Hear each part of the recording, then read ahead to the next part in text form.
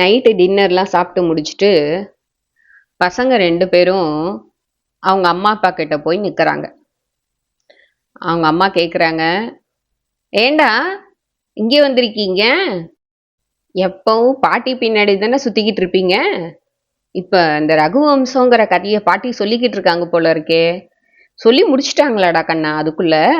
இல்லைம்மா, சொல்லியெல்லாம் முடிக்கல. நேற்று ஒரு விஷயம் சொன்னாங்க பாட்டி. ஆனால் எங்களுக்கு சட்டுன்னு அதில் கோபம் வந்துடுச்சு. அதனால் பாட்டிக்கிட்ட நாங்கள் வேற மாதிரி கேட்டோமா. பாட்டி தான் சரி அதுக்கு பதிலை யோசிச்சுட்டு வான்னு சொன்னாங்க. ஆனால் எங்களுக்கு பதில் தெரியல.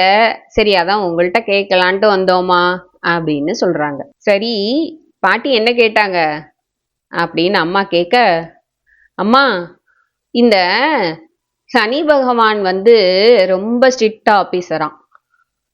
அவருக்கு ரொம்ப கோபம் வருமா. அதனால ஏதாவது நம்ம தப்பு பண்ணினா உடனே நம்மளுக்கு தண்டனை கொடுப்பாராம். அந்த தப்புலேருந்து நம்மளை காப்பாற்றிக்கணும்னா காக்காய்க்கு சாதம் வச்சா அந்த தப்பெல்லாம் அவர் மன்னிச்சு விட்டுருவாருன்னு பாட்டி சொன்னாங்கம்மா. அதான் நாங்கள் கோவப்பட்டோம். அது எப்படிம்மா தப்பு பண்ணிட்டு காக்காய்க்கு சாப்பாடு வச்சா சரியா போயிடும்னு சொல்றது கரெக்டாமா? இல்லை தானே அப்படின்னு சொல்லி பசங்க 2 பேரும் கேட்குறாங்க. என்ன பாட்டி அப்படி சொன்னாங்களா? அப்படி சொல்லியிருக்க மாட்டாங்களேடா கண்ணுங்களா. நீங்க ஏதோ தப்பா புரிஞ்சுக்கிட்டீங்க போல இருக்கே. பாட்டி சொல்றத நீங்க முழுசா கேட்கலையா அப்படின்னு அம்மா சரியான முறையில கேட்டாங்க. ஆமாம்மா, பாட்டி சொல்ல வரதுக்குள்ள நாங்க கோவப்பட்டோமா. உடனே பாட்டி சொல்லிட்டாங்க, நீ கோவப்பட்ட இல்ல, நான் சொல்ல வரத நீ முழுசா கேட்கல, அதனால இதுக்கு பதில் என்னன்னு தெரிஞ்சிட்டு வான்னு சொல்லிட்டாங்க. அதான் உங்ககிட்ட கேட்கலான்னு வந்தோமா அப்படின்னு சொல்றாங்க. சரிதான்ப்பா, பாட்டி சொன்னது சரியான விஷயம்தான். ஆனா அதுல முக்கியமான ஒரு விஷயம் இருக்கு. என்ன அப்படின்னா, இப்போ நம்ம ரோட்ல நடக்கிறோம், ஆமா தானே? இல்ல நம்ம ஸ்கூட்டர்ல போறோம். இந்த ஸ்கூட்டர்ல போகும்போது நீயே நிறைய டைம் பார்த்துருப்ப. திடீர்னு பூனை குறுக்க வரும், திடீர்னு நாய் குறுக்க வரும், திடீர்னு ஒரு தவக்களை கூட தத்தி தத்தி வந்துகிட்டு இருக்கும். அப்ப நம்ம வண்டியில வேகமா போகும்போது அந்த உயிரினங்களை நம்மளால சரியா ஜட்ஜ் பண்ண முடியாது. ஏன்னா அது எந்த பக்கம் திரும்பும்னு தெரியாது. நம்மளும் தடுமாறுவோம், அதுவும் தடுமாறும் இல்லையா? அந்த மாதிரி எத்தனை டைம் நடந்திருக்கு. அந்த மாதிரி சமயத்துல அந்த நாயோ இல்ல பூனையோ தவக்கலையோ அந்த மாதிரி ஏதாவது அடிபட்டுருச்சு அப்படின்னா அந்த பாவம் நம்மளை தான் சேரும் இல்லையா? ஆனா தப்பு நம்ம மேல கிடையாது. அந்த நாய்க்கு தெரியல, திடீர்னு குறுக்க வந்துருச்சு, நம்மளாலேயும் பேலன்ஸ் பண்ண முடியல, நம்ம வண்டியில போய் அதை இடிச்சிடுறோம் இல்லையா? அதனால தப்பு நம்ம மேல இல்லாதனால இந்த மாதிரி காக்காய்க்கு இல்ல மற்ற உயிரினங்கள் இருக்கு இல்லையா, குருவிக்கோ காக்காய்க்கோ ஏதோ ஒண்ணு அதுக்கு நம்ம வந்து சாப்பாடு கொடுக்கும்போது அந்த பாதிப்பு நமக்கு குறையும்.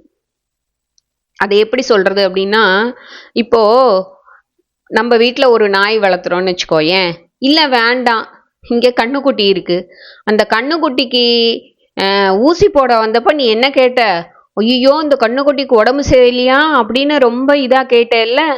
ஏன் நம்ம அப்படி கேட்குறோம்? அது மேல நம்ம பாசம் வச்சிருக்கோம். அப்ப அந்த கண்ணுக்குட்டிக்கு ஏதாவது உடம்பு சரியில்லாம போனாலோ இல்ல அடிபட்டாலோ நமக்கு மனசு வருத்தமா இருக்குல்ல. அப்போ வந்து நம்ம அதை வந்து சரியா பார்க்கல அப்படின்னா நம்மளுக்கு மனசுல வருத்தம் வருது இல்லையா? இப்ப இந்த மாதிரி ரோட்ல போகும்போது அந்த மாதிரி அடிபட்டுருச்சுன்னா உடனே நம்மளுக்கு மனசுல வருத்தம் வருது. அதை நம்ம வந்து தமிழ்ல ரொம்ப அழகா சொல்றோம், குற்ற உணர்ச்சி அப்படின்னு. அடாடா இந்த பூனைக்கு அடிபட்டுருச்சே, இந்த பூனை அடிபடுறதுக்கு நம்ம காரணமா இருந்துட்டோமேன்னு நம்ம மனசு வந்து பதறுது.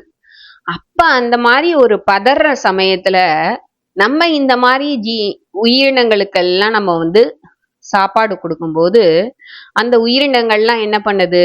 பரவாயில்ல, நமக்கு வந்து பசிக்கிற நேரத்துக்கு இவ சாப்பாடு கொடுத்துருக்கா, அதனால இந்த மாதிரி ஏதாவது தெரியாத தப்பு இவங்க பண்ணியிருந்தாங்கன்னா அதை அந்த கடவுள் மன்னிக்கட்டும் அப்படின்னு சுவாமி கிட்ட வேண்டிக்குமா. அதனாலதான் இந்த மாதிரி ஏதாவது நம்ம தெரியாத தப்பு பண்ணியிருந்தோம்னா நம்ம மனசுல இருக்கிற அந்த குற்ற உணர்ச்சி போகிறதுக்காக இந்த மாதிரி காரியமெல்லாம் செய்யலாம் அப்படின்னு நம்ம முன்னோர்கள் சொல்லியிருக்காங்கப்பா. அதை தான் பாட்டி சொல்ல வந்திருக்காங்க. சரியா அப்படின்னு சொன்ன உடனே பசங்களுக்கெல்லாம் ஒரே சந்தோஷம். பாட்டி பாட்டி நீங்க சொன்னதுக்கு எங்களுக்கு விட தெரிஞ்சிருச்சே அப்படின்னு சந்தோஷமா குதிச்சுக்கிட்டே பாட்டி கிட்ட போய் அம்மா சொன்னது அத்தனையும் சொல்றாங்க.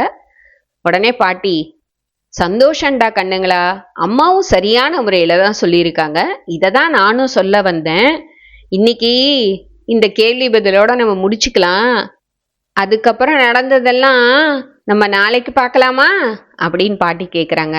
குழந்தைங்களும் சந்தோஷத்தோட, சரி பாட்டி நம்ம நாளைக்கு மீதி கதையை நீ சொல்லு, நாங்கள் கேட்குறோம் அப்படின்னு சொல்லிட்டு பாட்டி தாத்தாவோட தூங்குறாங்க பசங்க. கதையை கேட்கும் அனைத்து அன்பர்களுக்கும் இந்த விளக்கம் பிடிச்சிருக்குன்னு நினைக்கிறேன். இதில் ஏதாவது மாற்று கருத்து இருந்தால் அதை கமெண்ட்ஸில் சொல்லுங்கள், நானும் தெரிஞ்சுக்கிறேன். மீண்டும் அடுத்த எபிசோடில் சந்திப்போம். நன்றி, வணக்கம். वीडियोस बनाने हैं फिल्मोरा है ना।